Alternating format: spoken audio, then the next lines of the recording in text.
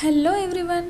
ఈరోజు మనం artificial intelligence అంటే ఏంటి, ఇది ఎలా పనిచేస్తుంది, మన రోజువారీ జీవితంలో ఎక్కడ ఉపయోగపడుతుంది, మరియు ఏఐ నేర్చుకుంటే ఏ ఉద్యోగాలు వస్తాయి, ఎంత శాలరీ ఉంటుంది, ఇవన్నీ ప్రశ్నలకి ఈరోజు ఈ వీడియోలో మనం సమాధానాల్ని తెలుసుకుందాం.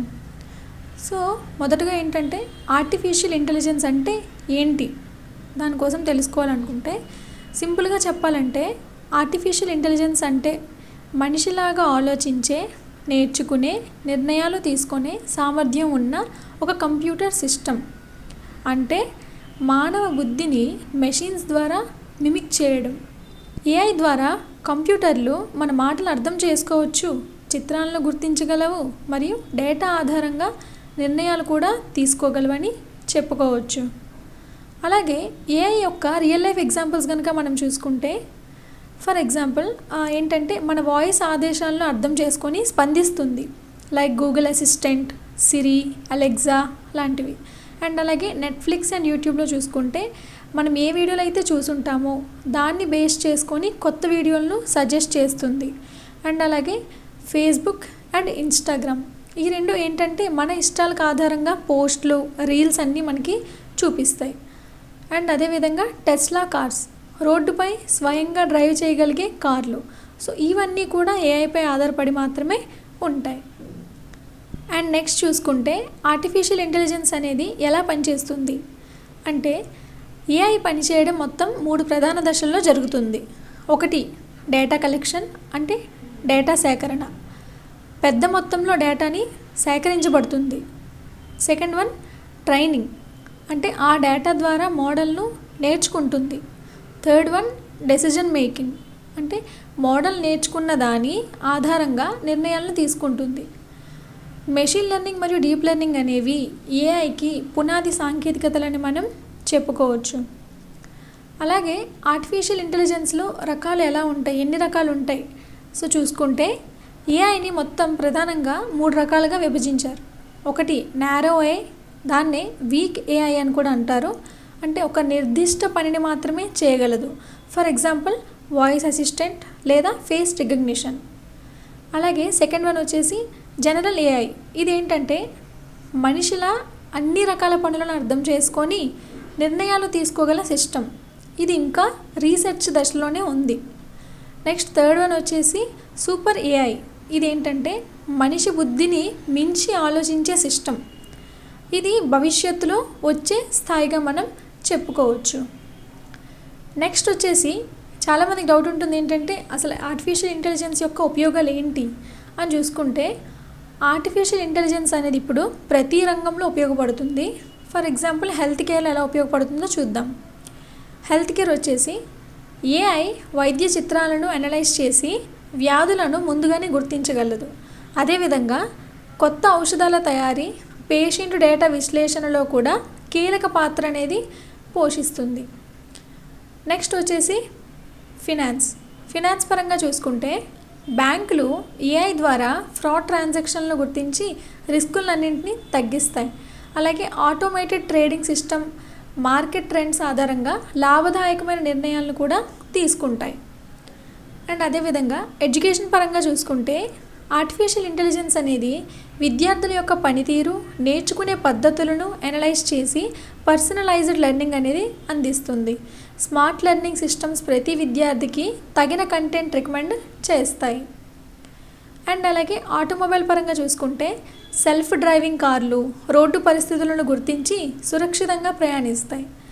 AI traffic sensing, auto braking మరియు నావిగేషన్ సిస్టమ్స్లో కీలకంగా ఉంటుంది. అండ్ అలాగే కస్టమర్ సర్వీస్లో ఏ విధంగా ఉపయోగపడుతుందంటే, ఏఐ ఆధారిత చాట్బాట్స్ 24/7 కస్టమర్ ప్రశ్నలకు సమాధానాలను ఇస్తాయి. దీనివల్ల సర్వీస్ వేగం, ఖచ్చితత్వం మరియు యూజర్ సంతృప్తి గణనీయంగా పెరుగుతుంది. 2026లో ఏఐ రంగంలో ఉండే అవకాశాలు ఏ విధంగా ఉంటాయో ఒకసారి చూద్దాం. 2026 నాటికి ప్రపంచ ఏఐ మార్కెట్ సైజు $400 బిలియన్ దాటనుంది. ఇండియాలో మాత్రమే 20 లక్షలకు పైగా ఉద్యోగాలు వచ్చే అవకాశం కూడా ఉంది. AI, machine learning, data science రంగాలు ఇప్పుడు టాప్ కెరీర్ చాయిస్లలో ఉన్నాయి. అండ్ అదేవిధంగా ఏఐలో ఉండే కెరీర్ రోల్స్, జాబ్ రోల్స్ అనేవి ఎలా ఉంటాయి ఏంటి అనేది చూసుకుంటే, మొదటిది ఏఐ ఇంజనీర్. ఆర్టిఫిషియల్ ఇంటెలిజెన్స్ సిస్టమ్స్ను డిజైన్ చేసి వాటిని ఆటోమేట్ చేసే ఎక్స్పర్ట్గా మనం చెప్పుకోవచ్చు. మెషిన్ లెర్నింగ్, డీప్ లెర్నింగ్ మరియు ప్రోగ్రామింగ్లలో మంచి అవగాహన ఉండడం అనేది ఈ ఏఐ ఇంజనీర్కి అవసరం. రెండోది మెషిన్ లెర్నింగ్ ఇంజనీర్. ఈయన యొక్క రోల్ ఏంటంటే ఏఐ మోడల్స్ని ట్రైన్ చేసి రియల్ టైంలో ఉపయోగించేలా డిప్లాయ్ చేసే ఇంజనీర్గా చెప్పుకోవచ్చు. డేటా ప్రాసెసింగ్లో, ఆల్గరిథమ్స్ మరియు మోడల్ ఆప్టిమైజేషన్స్లో చాలా నైపుణ్యం అనేది అవసరం ఉంటుంది. మూడోది డేటా సైంటిస్ట్ రోల్. ఇది ఏంటంటే డేటా నుండి ప్యాటర్న్స్, ఇన్సైట్స్ గుర్తించి ఏఐ మోడల్స్ను తయారు చేసే నిపుణుడిగా మనం చెప్పుకోవచ్చు. దీనికోసం పైథాన్, స్టాటిస్టిక్స్ మరియు విజువలైజేషన్ టూల్స్లో మంచి నైపుణ్యం అవసరమని మనం చెప్పగలం. Next NLP engineer. ఇతని యొక్క రోల్ ఏంటంటే మనిషి భాషను అర్థం చేసుకునే మోడల్స్ లైక్ చాట్బోట్స్, ట్రాన్స్లేటర్స్ వీటిని రూపొందించే ఇంజనీర్గా మనం చెప్పుకోవచ్చు. దీనికోసం text processing, deep learning and language మోడల్స్లో మంచి జ్ఞానం ఉండవలసిన అవసరం అయితే ఉంటుంది. నెక్స్ట్ వచ్చేసి కంప్యూటర్ విజన్ ఇంజనీర్. ఈ రోల్ ఏంటంటే చిత్రాలు, వీడియోలు అర్థం చేసుకునే AI systems like face detection, object tracking ఇలాంటివన్నీ రూపొందించే ఒక నిపుణుడిగా మనం చెప్పుకోవచ్చు. దీనికోసం ఇమేజ్ ప్రాసెసింగ్, న్యూరల్ నెట్వర్క్స్ మరియు ఓపెన్ సివి వంటి టూల్స్లో మంచి నైపుణ్యం అనేది అవసరం ఉంటుంది. అలాగే ఏఐ రీసెర్చర్. ఇతని యొక్క రోల్ ఏంటంటే కొత్త ఆల్గరిథమ్స్, మోడల్స్ మరియు ఏఐ టెక్నాలజీలను డెవలప్ చేసే ఒక నిపుణుడిగా మనం చెప్పుకోవచ్చు. అలాగే రీసెర్చ్ పేపర్స్, ప్రోటోటైప్స్ ద్వారా ఫ్యూచర్ ఏఐ సిస్టమ్స్కు దారితీసే వ్యక్తిగా మనం ఈ ఏఐ రీసెర్చర్ని చెప్పుకోవచ్చు. నెక్స్ట్ వచ్చేసి ఏఐ రంగంలో ఎలాంటి శాలరీస్ అనేవి ఎలా ఉంటాయి ఏంటి అనేది చూసుకుంటే, ఏఐ రంగంలో శాలరీస్ అనేవి చాలా అట్రాక్టివ్గా ఉంటాయి. ఫస్ట్ వచ్చేసి ఫ్రెషర్స్కి ఎంత ఉంటుందంటే 6 నుండి 10 లక్షల వరకు ప్యాకేజ్ అనేది ఉంటుంది. 3 to 5 years ఎక్స్పీరియన్స్ ఉంటే వాళ్ళకి 12 నుంచి 20 లక్షల రూపాయల వరకు ప్యాకేజ్ ఉంటుంది.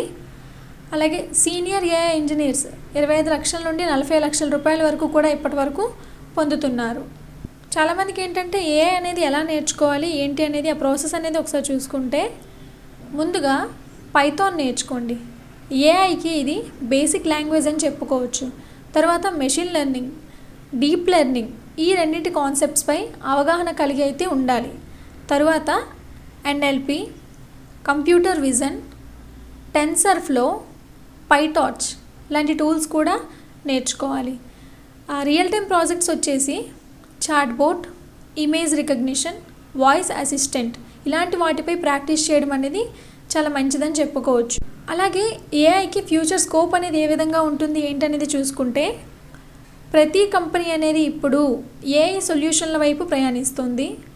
ఏఐ వల్ల ఆటోమేషన్, వేగం, ఖచ్చితత్వం అన్నీ పెరిగాయి. కాబట్టి భవిష్యత్తులో ఏఐ లేకుండా ఏ రంగం కూడా పనిచేయలేదని మనం చెప్పుకోవచ్చు. సో చూసారు కదా. సో ఇప్పుడు మీరు కూడా ఆర్టిఫిషియల్ ఇంటెలిజెన్స్ అనేది ఎంత శక్తివంతమైన టెక్నాలజీ అనేది అర్థం చేసుకున్నారు. ఇది మనిషి బుద్ధిని యంత్రాల్లోకి తీసుకువచ్చే విప్లవం వంటిది. కాబట్టి ఈరోజే పైథాన్ మరియు ఏఐ నేర్చుకోవడం ప్రారంభించండి. రేపటి ప్రపంచం మీ ఆలోచనలపై నడుస్తుందని అర్థం చేసుకోండి. ఇలాంటి ఐటీ బేస్డ్ వీడియోలు మరిన్ని కావాలనుకుంటే మా ఛానల్కి లైక్ చేయండి, షేర్ చేయండి, సబ్స్క్రైబ్ చేయండి. Thank you.